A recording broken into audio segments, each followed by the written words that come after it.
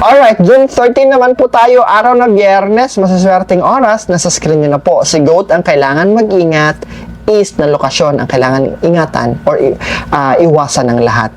Maswerteng activities, grand opening ng negosyo, pakikipagnegosyo, trading, business activity, maswerte sa araw na ito.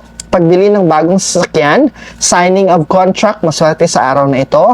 Pagpaparehistro ng mga property na bago nyong bili, pagtatahi ng inyong lambat para maging masagana ang huli, maswerte sa araw na ito. Ngayong araw na ito ninyo tahiin ang lambat ninyo. Pag-aalay ng sakripisyo, pag-share ng blessing or charity works, pag-donate, maswerte sa araw na ito.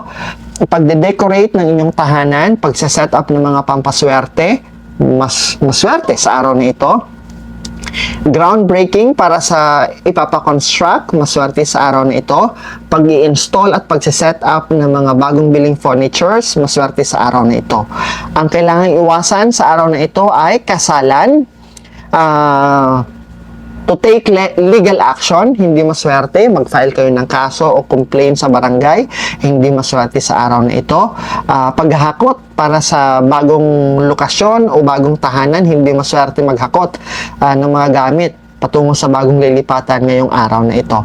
Pag-i-install ng mga bintana at pintuan, hindi maswerte sa araw na ito.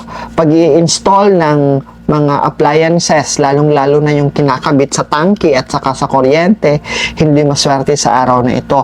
And for those na mga plantito at plantita, hindi maswerte ang araw na ito to do gardening. Para sa mga farmer, hindi maswerte ang araw na ito para mag-transfer ng mga punla, ng mga binhi. Okay?